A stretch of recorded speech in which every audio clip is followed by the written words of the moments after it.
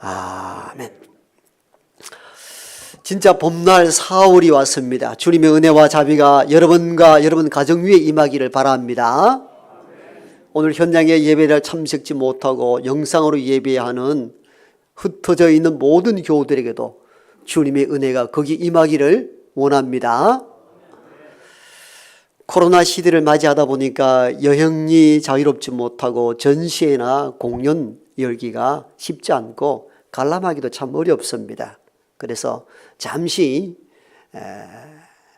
공연을 하나, 전시 관람을 하나 하도록 하고 말씀을 전합니다.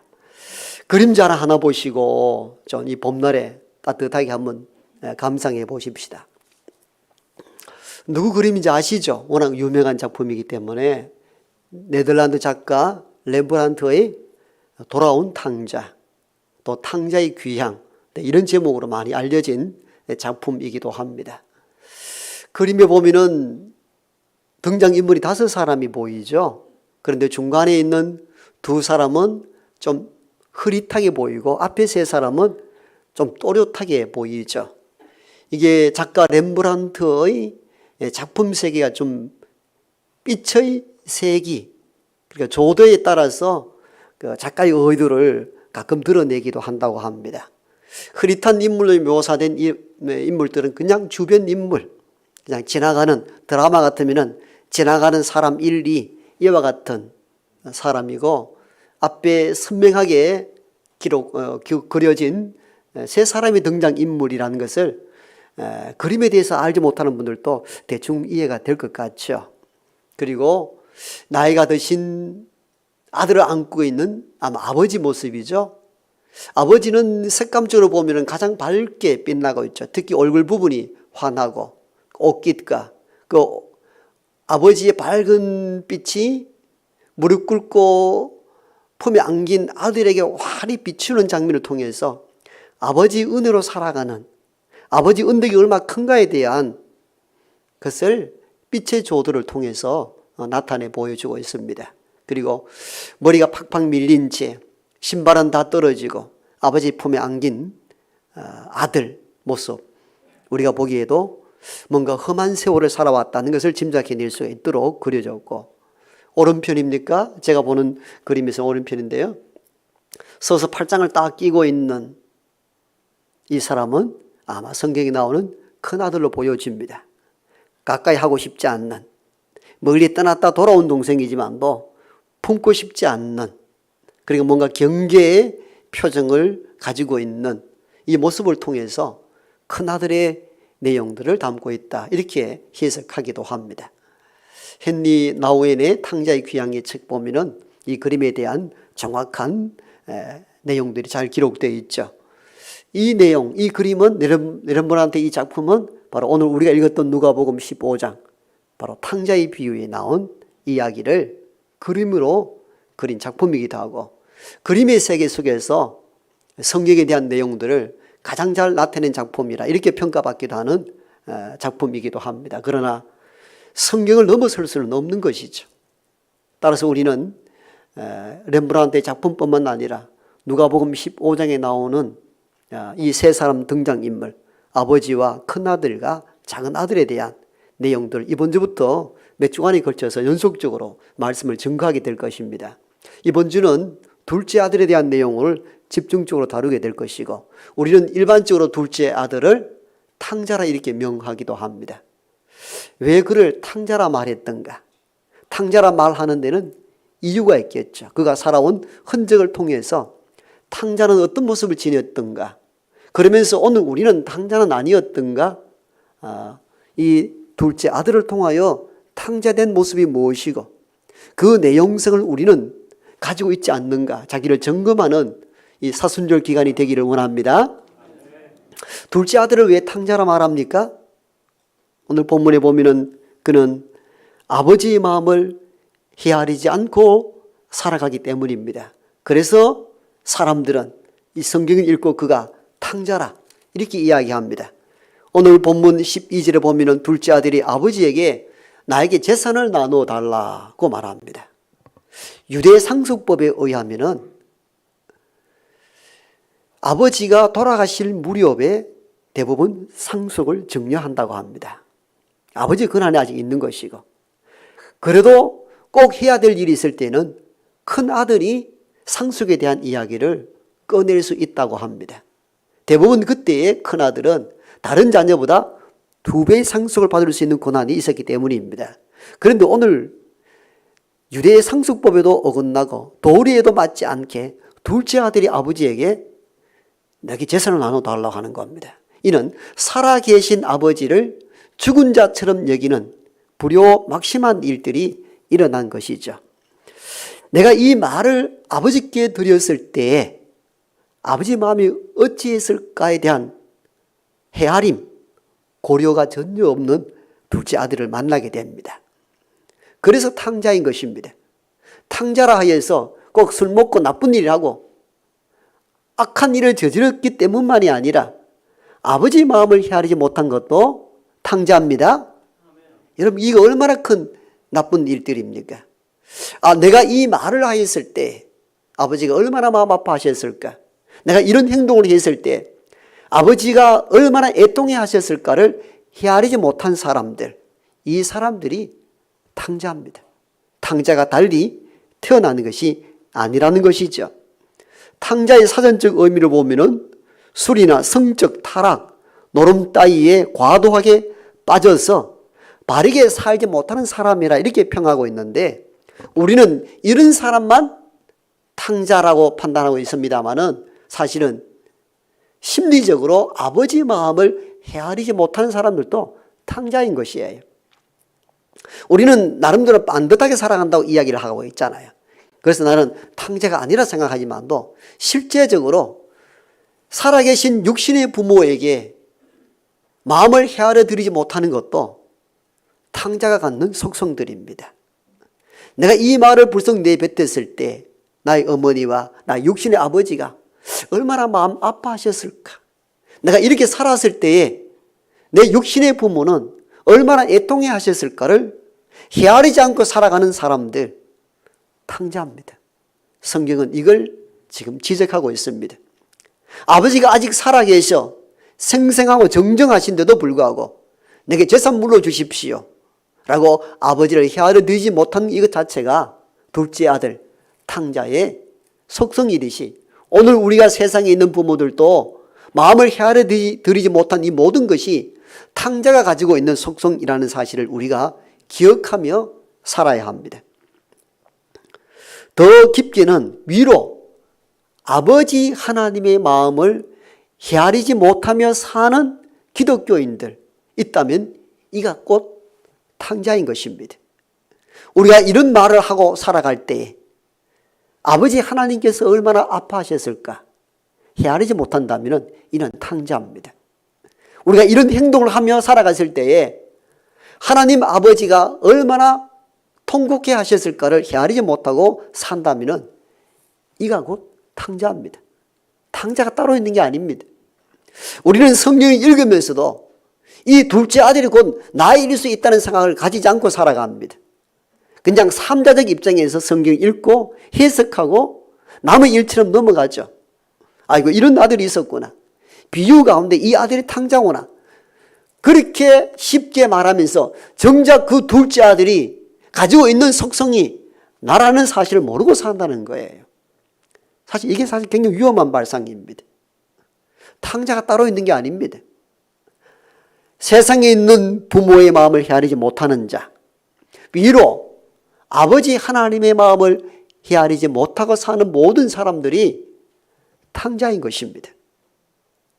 우리가 살아가는 날 동안에 육신의 부모뿐만 아니라 위로 아버지 마음을 헤아릴 줄 아는 선한 자녀로 살아가기를 원합니다. 이 둘째 아들을 왜 탕자로 말합니까? 깊이 생각지 않고 항상 조급하게 결정하기 때문입니다.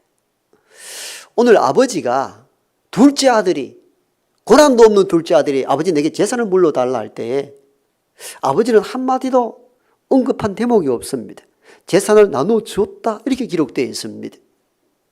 우리가 보통 자녀들이 뭐 사업을 하겠다 좀 투자해 주십시오라고 할 때 부모는 어떻게 합니까? 계획서 가져와 봐라. 뭘 어떻게 할 건데? 뭘 할 건데? 대충 묻잖아요. 그 덜렁 주는 부모는 무책임해 보이잖아요. 이게 부모님입니다. 자녀를 사랑하는 부모들은 자녀가 뭘 하겠다 할 때 줄 마음은 되어 있지만도 무엇을 어떻게 어떤 계획 갖고 사는지에 대해서 물어보고 따져보고 투자할 가치가 있는지 엉뚱한 데 쓰지 않는지 알아보고 자녀에게 돈을 주죠. 그런데 오늘 성경에서 아버지는 그런 구체적인 상황이 없습니다. 둘째 아들이 재산을 나눠달라 할 때 그냥 나눠줬다라고 기록되어 있습니다. 그렇다면 이 아들은 어떻게 해야 되겠습니까? 아버지가 이 돈을 내게 주었을 때 얼마나 불안해했을까? 뭘 하는지 어떻게 하는지. 그러면 며칠간이라도 좀 더 생각하고 깊이 계획해보고 과연 내가 이렇게 하는 이 일들이 바른 것인지 올바로 판단한 것인지 생각 좀 해봐야 되지 않습니까? 그런데 오늘 본문 13절에 보면은 며칠 안 돼요 이렇게 기록하고 있어요. 며칠 안 돼요. 아마 이 복음서를 기록한 저자 누가는 이 부분을 드러내기를 원했던 것 같아 보입니다. 며칠 안 돼요. 즉 조급한 결정, 계획성 없이 깊이 생각지 않고 한 섣부른 판단, 이것을 드러내기 위하여 표현할 때에 며칠 안 돼요. 며칠도 안 됐다 그 말이에요. 즉 돈을 받자 말자 바로 뭔가 사용하려 했다는 것을 짐작해 볼 수 있는 대목들입니다. 이 말은 둘째 아들이 어떤 계획성이 있거나 깊이 생각해 보거나 이 일이 바르고 온전한 길인지에 대해서 심사숙고하지 않았다는 것을 의미하기도 합니다. 여러분 조급하게 결정하고 계획 없이 시작할 때에 실패는 당연히 따라올 수밖에 없습니다. 이게 타락의 전조들입니다. 여러분 우리 옛 어르신들은 3, 4, 1, 언이라 그러셨죠. 3번 생각하고 한 번 말하라. 심사숙고해야 되는 것이고 과연 내가 이렇게 해도 되는 것인지 이게 바른 판단인지 고민을 좀 했어야 하는데 이 아들에게는 그런 흔적이 보이지 않습니다. 성경은 비유의 말씀을 통하여 그냥 며칠 안 돼요. 둘째 아들이 실행했다는 내용들로 시작을 합니다. 뭘 의미합니까? 조급했다는 것을 상징적으로 보여주는 대목이기도 합니다. 계획이 없었다는 것을 의미하기도 합니다. 저와 여러분들이 뭘 할 때마다 깊이 생각하고 오래 기도하고 실행할 수 있기를 원합니다. 우리가 부족하잖아요. 경험도 없잖아요. 뭔가 일을 시작해야 되고 어떤 일을 크든 작든 일을 할 때마다 하나님께 지혜를 구하십시오. 너희가 지혜가 부족하거든 후히 주시고 꾸짖지 아니하시는 여호와께 구하라. 그리하면 후히 주시리라 하셨습니다. 여러분 뭘 할 때마다 조급하게 결정하지 마십시오. 그것은 이 세상에 있는 부모의 마음을 아프게 할 뿐만 아니라 하나님 마음을 아프게 하는 탕자 같은 행위들입니다. 믿음 가운데 선히 살기를 작정하는 하나님의 자녀들은 오래 기도하고 침묵 가운데 들려오는 하나님의 음성을 듣고 움직여 나갈 수 있는 우리 모두가 되기를 소망합니다. 세 번째, 이 아들을 왜 탕자라 말합니까? 이것은 시간과 물질을 낭비했기 때문입니다.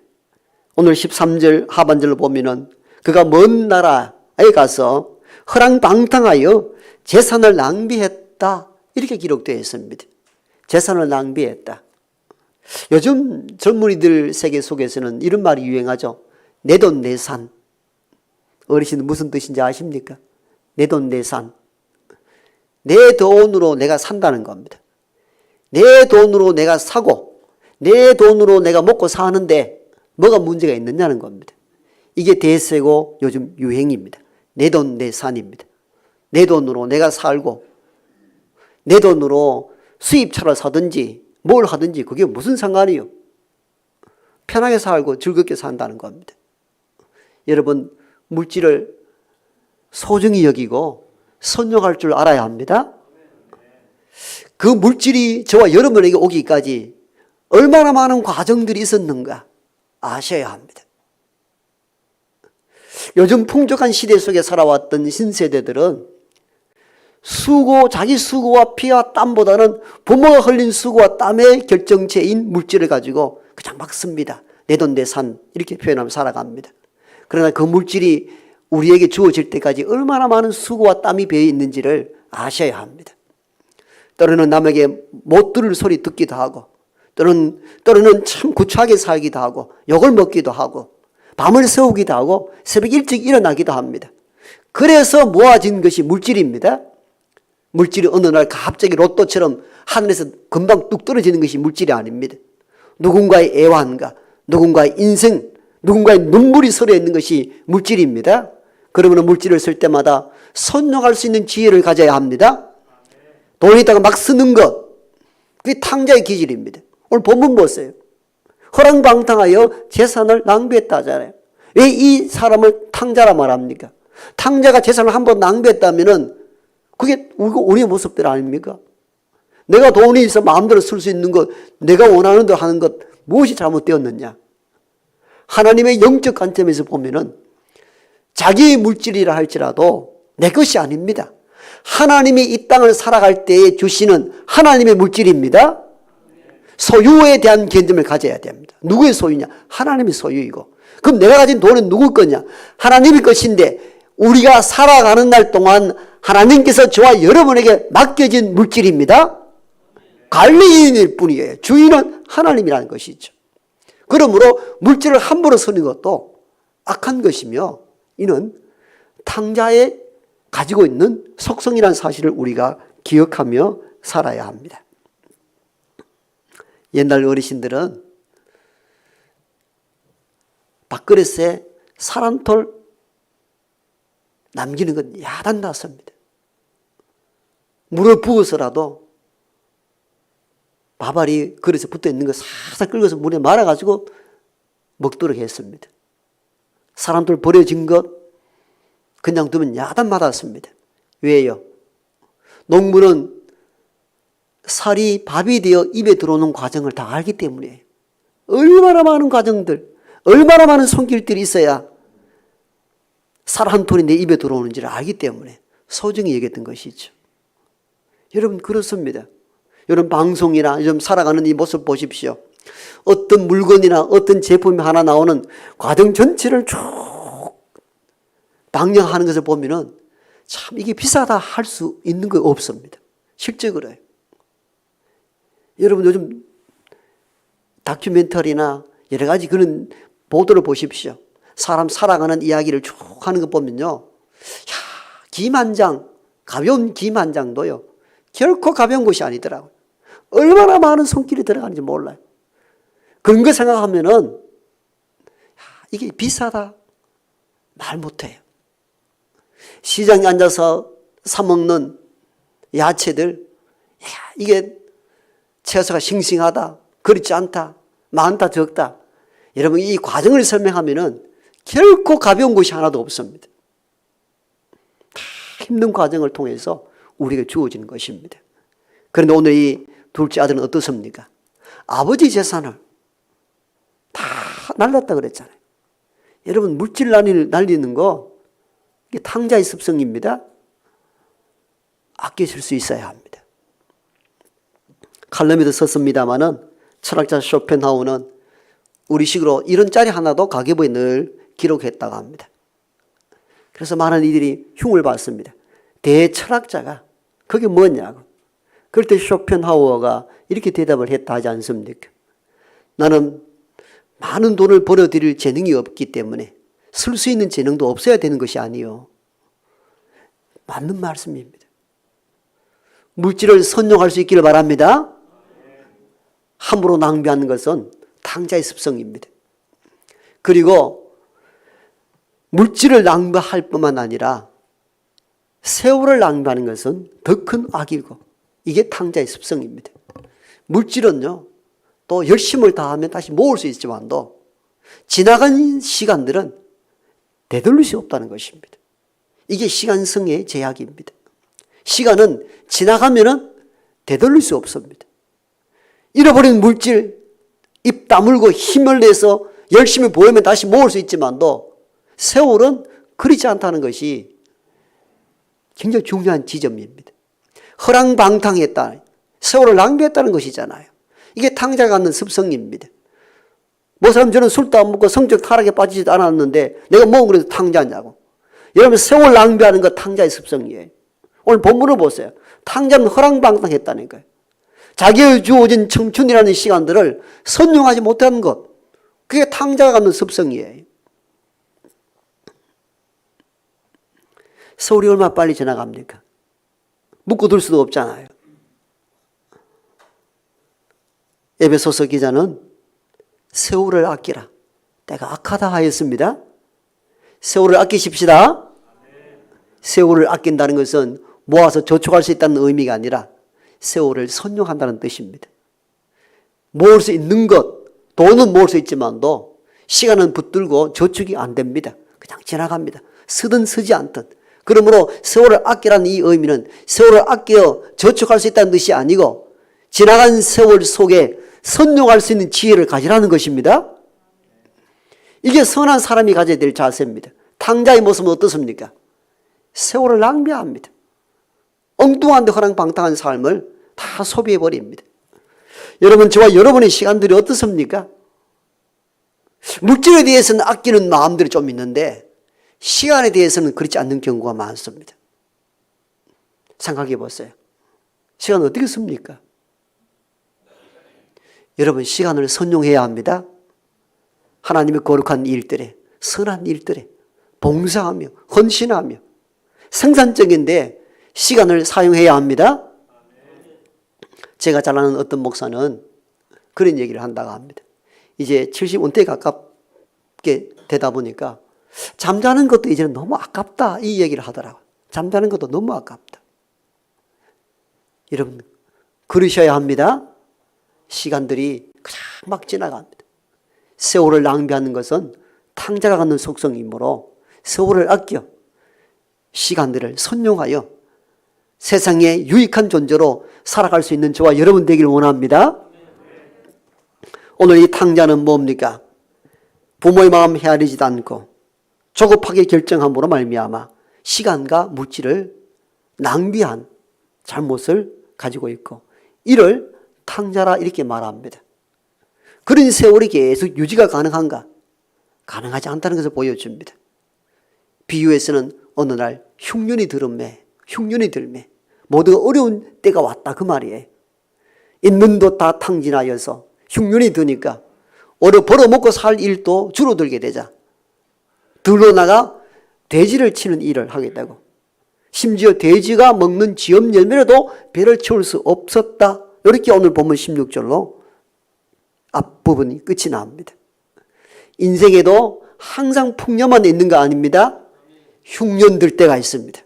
어려울 때가 있다 그 말입니다. 이렇게 시간을 막 보내도 없고 이렇게 물질을 막 써도 그냥 좋은 시절만 있는 게 아니고 위기의 때, 흉년의 때가 반드시 온다는 겁니다. 그때 어떻게 시간을 선정하며 잘 살았는가 살지 않았는가 그때 드러나게 되는 것입니다. 흉년이 될 때에 탕자처럼 살면 어떻게 됩니까? 비참함에 빠지게 된다는 것도 이 비유의 전반부에 주시는 메시지입니다. 돼지가 먹는 지엄 열매라도 배를 채울 수 없다는 것은 비참함에 빠졌다는 것을 의미하지 않습니까? 여러분, 우리가 그럴 수 있다는 걸 잊지 말아야 됩니다. 영적으로 깨어있어 시간을 늘 지키고 물질을 선용하고 아버지 하나님 뜻을 받들어 살아가는 자와 그렇지 않는 자가 흉년들 때 인생의 흉년기, 세월의 흉년기가 되면 확연하게 차이가 난다는 것입니다. 사순절을 보내면서 저와 여러분들의 자리, 오늘의 현실의 위치가 어디인지를 자기 자리를 살펴볼 수 있기를 원합니다. 나는 항상 말씀 가운데 주일 되면 예배를 잘 드리는데 그러지만 정작 아버지 하나님 마음을 헤아리지 못한다면 저와 여러분들은 사실은 탕자인 것입니다. 아버지 하나님 주신 재물, 물질 선용하지 못하고 내 돈 내산, 내 돈으로 내 마음대로 산다고 생각하며 물질을 허비하는 것도 탕자입니다. 시간을 선용하지 못하고 내 시간, 내 세월 마음대로 쓰는데 왜 당신이 문제냐고 문제 제기할 줄 아는 사람들, 이 사람들도 문제인 것입니다. 시간은 하나님이 주시는 시간입니다. 여러분, 시간도 창조성에 해당됩니다. 하나님이 만들어 주셔야 우리가 살아갈 수 있다 그 말이에요. 그러므로 내일 모레 내년 후년 누가 보장합니까? 여러분의 시간을 보장할 수 있습니까? 시간도 창조성을 가지고 있어요. 하나님이 창조해 주셔야 그 시간 속에 저와 여러분의 인생을 살아갈 수 있다 그 말입니다. 그러므로 주어진 창조성이 있는 하나님이 주신 시간들을 낭비해서 안 된다 그 말이에요. 낭비하는 것이 탕자입니다. 내가 뭐 술을 먹었나요? 성적 타락에 빠졌는가요? 내가 왜 탕자입니까? 여러분 본문을 보십시오. 탕자는 꼭 그런 것만이 탕자가 아니에요.